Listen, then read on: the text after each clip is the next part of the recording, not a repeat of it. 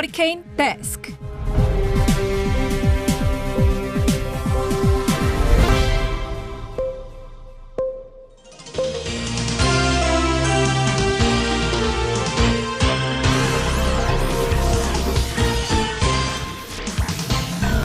먹고 살기 힘들어도 지나치면 안 되는 세상 소식 전해드립니다. 허리케인 데스크. 첫 번째 소식입니다. 정치권이 문재인 대통령의 코로나19 백신 1호 접종 여부를 두고 논란을 빚고 있는 가운데 청와대가 국민 불신이 있다면 마다할 이유가 없다는 뜻을 전했습니다. 그러나 문 대통령은 올해 만 68세죠. 문 대통령이 1호 접종자가 되는 것은 아스트라제네카 백신의 65세 이상 접종 시기를 뒤로 늦춘 정부 방침과 배치됩니다. 다만 청와대는 국민적 불신이 있을 경우에 솔선수범 자세를 보이겠다는 뜻을 전했습니다. 한편 코로나19 백신 접종이 다가오면서 국내 1호 접종자의 관심이 쏠리고 있는데요. 정은경 질병관리청장은 사회 저명 인사나 보건의료계 대표들이 불안감 완화를 위해 우선 접종할 수 있겠지만 접종에 대한 동의율이 상당히 높은 상황이기 때문에 순서에 따라 공정하게 예방접종을 진행하도록 하겠다고 밝혔습니다. 국내에서는 1차 접종 대상자의 94%가 접종에 동의했습니다. 만약에 대통령이 먼저 접종받으면 이번에는 특혜라고 공격하지 않았을까요? 정말이지 국민 생각한다면요. 국민 생명과 직결된 백신 접종만큼은 정쟁 수단으로 이용하지 맙시다. 중범죄 시 의사 면허 취소 법안에 총파업을 언급하며 반발했던 대한의사협회가 단 한 자도 받아들일 수 없다는 건 아니라면서 한 발 물러섰습니다. 코로나19 백신 접종 협력 체계가 모두 무너질 것이라면서 전날까지만 해도 초강수를 뒀으나 국민 공감대를 얻기 힘들다고 판단해서 수위 조절에 나선 것으로 보입니다. 의료계 한편에선 의사는 변호사보다 더 강한 윤리의식을 가져야 한다는 목소리도 나오고 있는데요. 김대중 아주대병원 교수는 김어준의 뉴스공장과 인터뷰에서 지금의 상황에서 백신 접종에 협조를 못하겠다고 하는 건 국민 대다수에게 실망을 하게 하는 일이다. 의사는 사람의 생명을 다루는 직업이기 때문에 변호사보다 더 강한 윤리의식을 가져야 한다. 때문에 이번 법안 개정은 받아들이는 게 맞다. 이렇게 말했습니다. 또 살인, 강도, 성범죄 등으로 의사 면허가 취소될 사람은 전체 의사 10만 명 중에 0.1%인데 이 0.1% 때문에 99.9% 의사의 명예를 실추하고 있는 것을 의협이 잘 생각해야 한다고 주장했습니다. 대다수의 의사가 이럴 거라고 믿고 싶은데요. 침묵하고 방관한다면 똑같은 세력일 뿐입니다. 진짜 국민의 생명을 제일로 생각하는 의사들이라면 이럴 때 좀 나서주세요.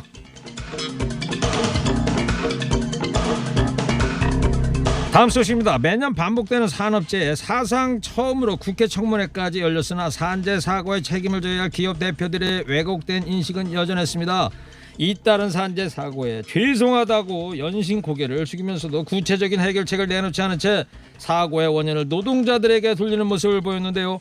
현대중공업 한영석 대표이사는 노동자들의 불완전한 행동으로 산재가 많이 일어난다는 발언을 하는가 하면 쿠팡의 네이든 대표이사는 최근 근로복지공단으로부터 과로사를 인정받은 고 장덕준 씨의 업무 강도가 낮은 수준이었다는 주장을 고수했습니다. 또 요추부 염좌상이라는 진단서를 내고 청문회를 피하려 했던 포스코 최정호 대표이사는 꼼수가 드러나 빈축을 샀는데요. 특히 최근 2달 사이 3건의 사망사고가 난 포스코는 국회에 제출한 3년치 위험성 평가 자료가 오탈자까지 일치하는 등 같은 자료를 계속 베껴온 것으로 드러나 실타를 받았습니다. 어제 청문회 출석 대상인 기업 9곳에서 최근 5년간 중대재해로 인한 사망 노동자 103명에 이릅니다. 대한민국은 가성비 나라죠. 비싼 안전비용보다는 값싼 노동자의 위험을 선택합니다. 경제협력개발기구 회원국 중에 산재 사망률 1위라는 오명에서 벗어나려면 CEO의 인식 전환이 먼저일 텐데요. 노동자의 희생을 막기 위한 비용이라면 기꺼이 나눠지겠다는 의식이 언제쯤이면 정착이 될까요? 실손보험 가입자 가운데 올해는 예년보다 많게는 50% 넘게 오른 보험료 고지서를 받는 분들이 속출할 것으로 보입니다. 그동안 누적되어 온 보험료 인상률이 보험 갱신할 때 한꺼번에 반영되기 때문인데요. 구체적으로 어떤 실손보험 가입자의 보험료 부담이 높아지는 건가요? 2009년 10월부터 2017년 3월까지 팔린 표준화 실손보험 가입자 중에 3년이나 5년 단위로 보험 계약을 갱신하는 경우 올해 그간의 인상률이 한꺼번에 반영되기 때문에 보험료 폭탄을 맞을 수 있습니다. 또 일부 고령층은 인상폭이 100%에 이를 수도 있다는 전망입니다. 과잉 진료하는 의사들, 환자 같지 않은 환자들 때문에 1년에 병원을 한 번 안 가는 사람들만 피해보는 구조입니다. 무작정 올리지만 말고 이 불합리한 구조부터 바꿀 방법은 없는 겁니까? 마지막 소식입니다. 유사 투자 자문업자인 A업체는 비상장 회사의 주식을 주당 12만 원에 매입한 뒤에 해당 주식의 목표가를 주당 60만 원으로 전망하면서 회원들에게만 우선적 매수 기회를 주겠다고 현혹했습니다. 그러고 나서 주당 25만 원에 매도해서 막대한 차익을 거두고 정작 회원들한테는 투자 손실을 초래했습니다. 유사 투자 자문업자인 B업체는 유료 회원들을 대상으로 1:1 주식 상담 게시판을 열었습니다. 특정 주식에 대한 회원의 상담 요청이 있는 경우 이에 댓글을 달거나 유선 통화 등으로 매도 가격, 매도 시점 등에 대한 개별 상담을 했습니다. 그러나 둘 다 불법입니다.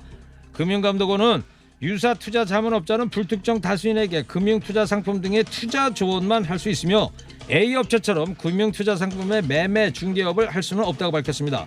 또 1:1 투자 자문을 할 수는 없다고 밝혔습니다. 금감원은 지난해 6월 말 현재 신고된 유사 투자 자문업자 1,841곳 중에 351개 업체를 점검한 결과 14%에 해당하는 49개 업체의 불법 참여를 적발했다고 밝혔습니다. 아니 족집게 정보라면 남들 알려 줬겠습니까? 본인이 투자해서 돈 벌겠죠? 개미들 불러다 놓고 개미 지옥으로 밀어넣는 이런 행위 일벌백계 해주기 바랍니다. 오늘 허리케인 데스크 여기까지 하겠습니다. 깨어있는 시민이 됩시다.